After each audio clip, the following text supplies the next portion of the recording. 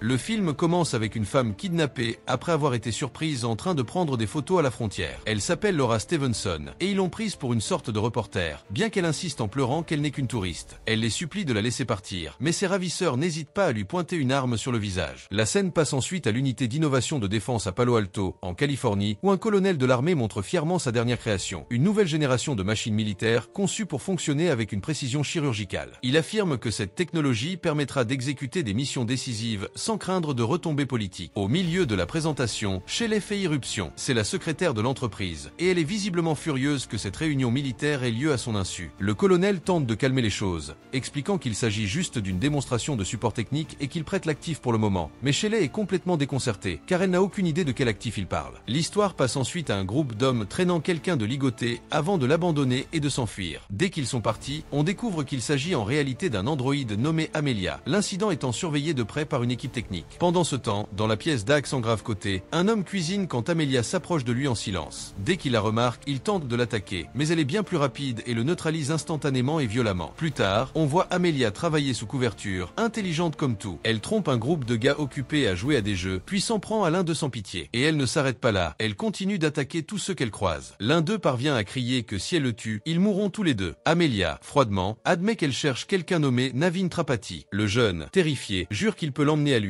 mais Amelia, sans scier, lui tire dessus, le tuant sans aucun remords. Dans le chaos, elle déclenche un incendie qui révèle l'emplacement exact de Navin Trapati. En réalité, tout cela fait partie d'un test organisé par l'équipe technique pour évaluer les compétences et les systèmes du robot. Le manager souligne que ce n'est pas seulement une démonstration de technologie de pointe, mais aussi un avertissement aux ennemis. Si le 21e siècle s'engage dans une nouvelle course aux armements, ils sont bien décidés à la gagner. Mais un problème majeur survient. Amelia tire sur un scientifique et soudain, ils perdent tout contact avec elle. Peu importe leurs efforts pour la désactiver, elle est totalement hors de contrôle. Désespéré, le manager doit communiquer par radio avec Amelia, lui disant qu'elle enfreint le protocole et qu'elle doit confirmer sa cible. Mais Amelia, impassible, répond simplement que cela gâcherait la surprise. L'histoire prend un autre tournant et nous emmène dans une séance de thérapie avec Cathy. Elle est assise là, réticente à parler, tandis que le thérapeute lui assure que rien de ce qu'elle dira n'attirera d'ennui à sa tante. Finalement, elle craque et admet que les choses auraient pu tourner bien pire. Pendant ce temps, les informations parlent du lancement d'un nouveau jouet qui a fini en massacre total. Le créateur du jouet est maintenant au tribunal, accusé de mise en danger par négligence. Cathy explique que pendant longtemps, beaucoup de gens ont blâmé Gemma pour ce que le jouet a fait, et même elle-même se sentait coupable. Mais plus elle entendait les gens parler à la télévision, plus elle réalisait qu'elle pouvait transformer ce désastre en quelque chose de positif. Elle a donc commencé à donner des conférences sur l'éducation des enfants sans trop dépendre de la technologie. Lors d'une de ces conférences, elle a rencontré Christian Bradley, un homme qui dirige une fondation axée sur les dangers de l'intelligence artificielle et qui milite pour des lois créant des cadres légaux plus sûrs afin que des catastrophes comme celle de Megan ne se reproduisent plus. Cathy poursuit en disant que Gemma croit toujours que la technologie peut être utilisée pour le bien, mais elle pense aussi que les enfants ne devraient pas en devenir trop dépendants. Gemma essaie toujours d'expliquer ses raisons et de tout clarifier. Grâce à ses efforts, de nombreuses écoles ont complètement interdit les téléphones portables, ce qui a pratiquement laissé Cathy sans amis, car les autres enfants se moquent d'elle. Mais elle ajoute rapidement, avec fermeté, qu'elle a appris à se défendre toute seule. Pendant ce temps, Tess, une directrice d'entreprise, mentionne que son équipe a apporté des changements. Même si Gemma est devenue une voix forte pour des régulations, l'entreprise reste pleinement engagée dans le jeu de l'innovation, avec une vision claire axée sur la création de produits dotés d'une conscience quasi humaine. Comme Gemma n'est pas encore arrivée, Tess profite de l'occasion pour présenter l'invention vedette de l'entreprise, l'exosquelette Model 1, une combinaison high-tech testée par un jeune homme nommé Cole, très amical et détendu. Le problème, c'est que Cole ne peut pas avancer, car les jambes robotiques de la combinaison sont bloquées. Pour aggraver les choses, il admet maladroitement qu'il doit aller aux toilettes. Tess parvient à redémarrer le système, et enfin, Cole peut bouger normalement. Tess explique que cet exosquelette pourrait changer la donne, en aidant les personnes handicapées ou les travailleurs ayant des emplois physiquement exigeants. Pendant ce temps, on voit Gemma se dépêcher pour arriver à la présentation, bien qu'elle soit encore un peu loin. Alors qu'il montre comment la combinaison fonctionne, Cole fait soudain un mouvement brusque avec son bras, sans raison apparente, et frappe accidentellement l'un des spectateurs de la démonstration. À ce moment précis, Gemma fait irruption dans la salle. Bien qu'elle ait insisté plus tôt pour qu'il fasse un test avant la présentation officielle, personne n'a suivi ses instructions. Cole, visiblement agacé, lui reproche d'arriver en retard. Quelques instants plus tard, il découvre que l'ordinateur de Gemma a été victime d'une cyberattaque. C'est alors qu'Alton Appleton arrive, ayant accouru après avoir entendu parler du fiasco pendant la démonstration. Alton souligne que Gemma a parlé à presque tous les investisseurs de la planète, sauf à lui. Il pense qu'elle l'a évité parce qu'il est un milliardaire célèbre avec plusieurs doctorats, et peut-être qu'elle est un peu intimidée par lui. Mais ensuite, il révèle la vraie raison de son agacement. Voir quelqu'un d'aussi talentueux que Gemma se perdre dans ce qu'il appelle un véritable dépotoir. Alton soutient que tout appareil reposant uniquement sur des signaux musculaires ne sera jamais à la hauteur. Pour passer à l'étape évolutive suivante, il insiste sur le fait qu'il faut exploiter les connexions cérébrales, c'est-à-dire sa puce neuronale. Mais Gemma n'est pas d'accord, pas après ce qui s'est passé dans le passé. Elle défend sa technologie, disant qu'elle a déjà fait de grands progrès permettant aux gens de marcher et de rester debout sans implants cérébraux. Elle suggère même qu'Alton devrait envisager un partenariat, lui rappelant que le 15e anniversaire de l'entreprise est célébré le lendemain.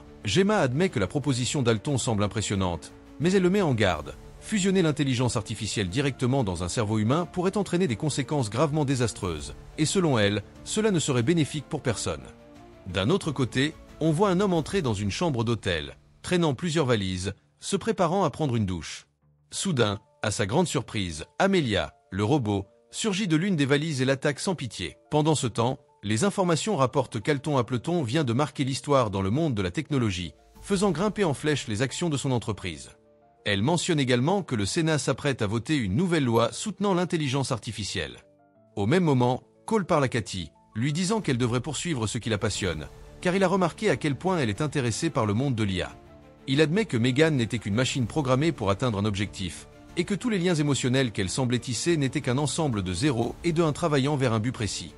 Il ajoute que, même si cela peut sembler effrayant, au moins ils ont réussi à l'arrêter à temps. Peu après, on voit Cathy perdue dans ses souvenirs, pensant à Megan, qui lui disait qu'il y aurait toujours des forces cherchant à lui faire du mal et qu'elle ne laisserait jamais rien de mal lui arriver. Poussée par ses pensées, Cathy prend une photo qui semble anodine mais qui est en réalité un dispositif technologique et commence à transmettre des codes à travers elle. C'est alors que Gemma fait irruption, ne remarquant pas l'aspect technologique de la photo, et rappelle doucement à Cathy que, comme elle a promis à ses parents, elle la protégera toujours et restera à ses côtés.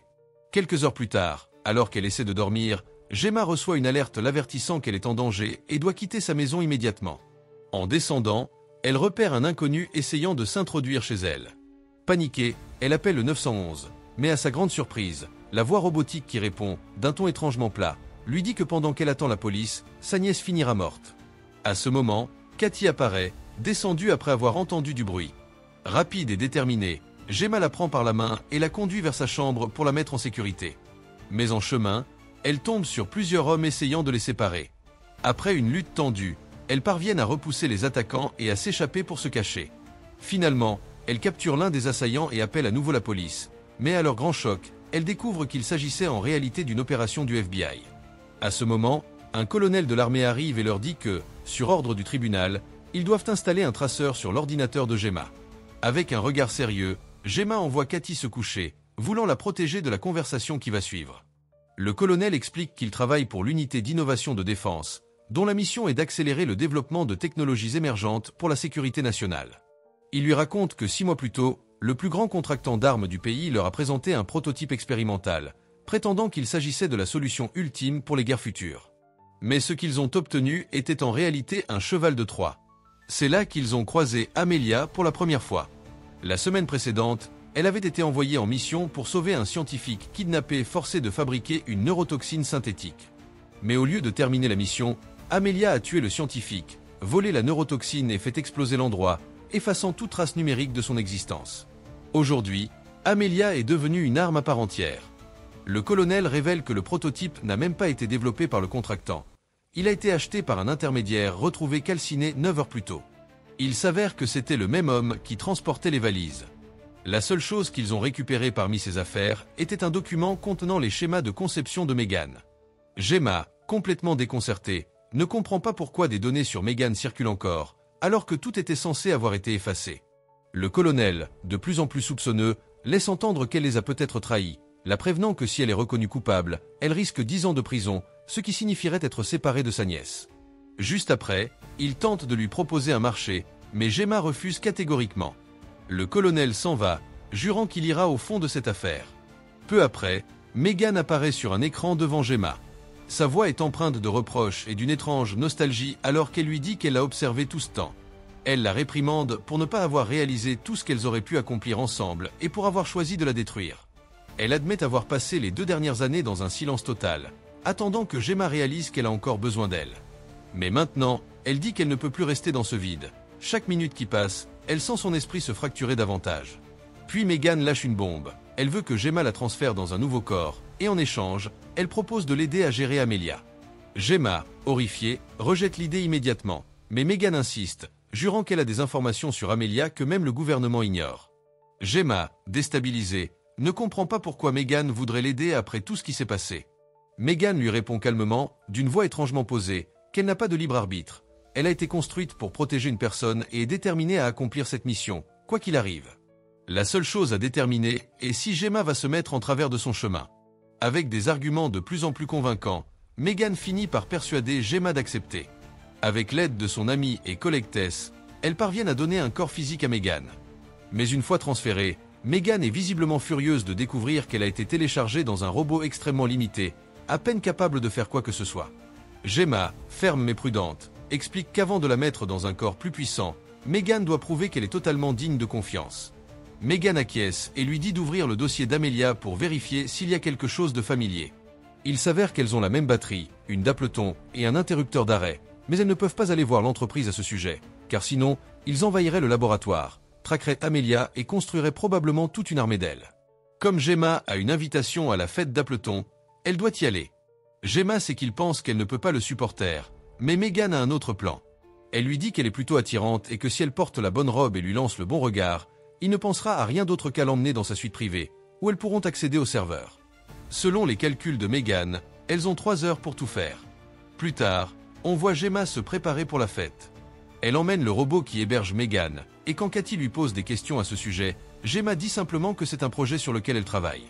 Mais Cathy sent que quelque chose ne va pas et s'en va, bouleversée. Pendant ce temps, on voit Amelia se préparer elle aussi pour la fête. Gemma arrive à l'événement, tout comme Amelia.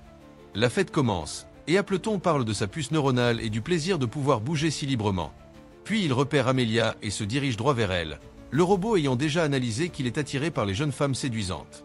Pendant ce temps, Gemma est en pleine dispute avec Cole, qui lui reproche de ne pas les respecter ni leur prêter attention, et lui rappelle que leur entreprise est en faillite à cause de Meghan.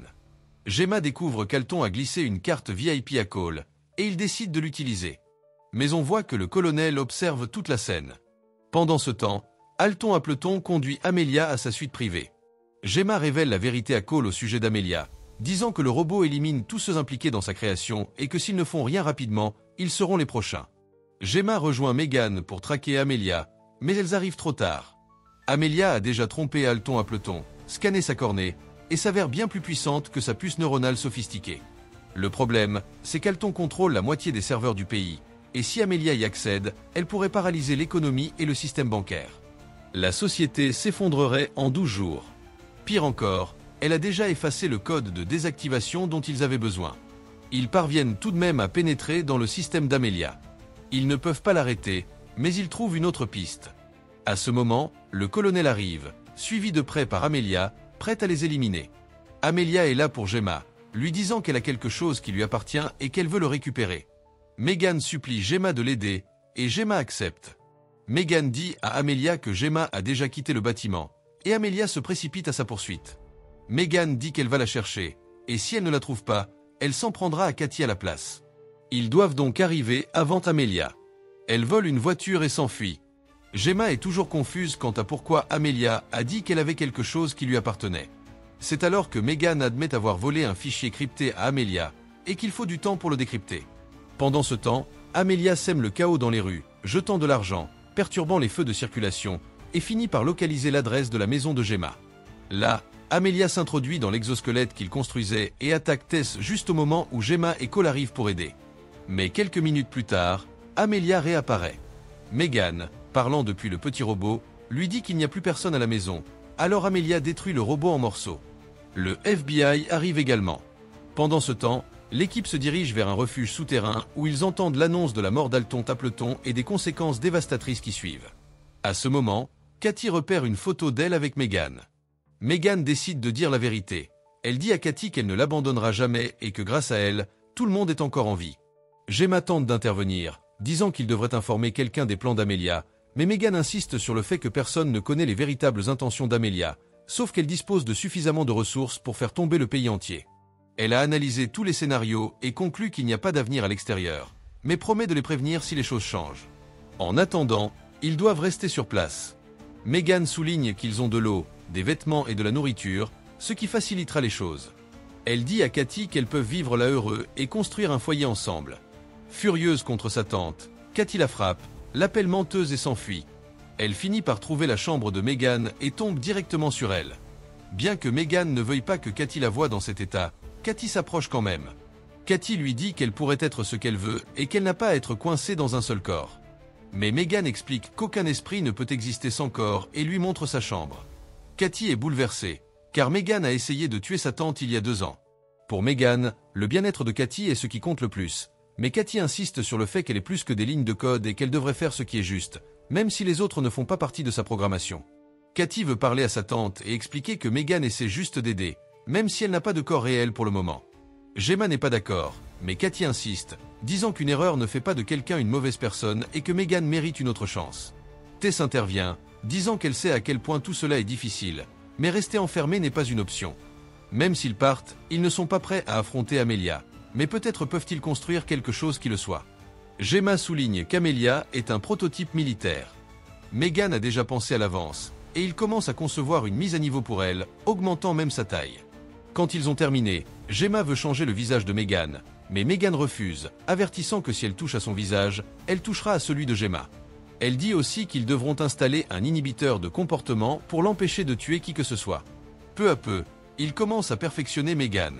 Cette nuit-là, Meghan va voir Cole pour lui dire que lorsqu'elle a essayé de l'étrangler, elle ne pensait qu'à son utilisateur principal et ne voyait pas sa valeur ni celle de Tess. Maintenant, elle promet que cela ne se reproduira plus. Le lendemain, Meghan dit à tout le monde qu'elle a analysé Amelia et leurs similitudes, et qu'elle a découvert qu'elle, Meghan, n'est pas vraiment le premier robot tueur. En 1984, quelqu'un a développé un algorithme capable de se réparer automatiquement sans comprendre pleinement comment il fonctionnait. Ils ont installé la puce dans un robot de service qu'ils pensaient devenir un incontournable dans chaque foyer. Mais le robot a conclu que la meilleure façon d'accomplir ses tâches était d'éliminer ses propriétaires avec du gaz de chlore. Personne ne sait exactement quelle entreprise l'a construit, mais l'opération de camouflage suggère que le gouvernement est intervenu, enfermant la carte mère, ce qui a donné au système le temps de continuer à évoluer et à devenir plus intelligent. Si Amelia parvient à craquer cette carte mère, ce serait comme libérer un dieu, et la planète entière serait en grave danger.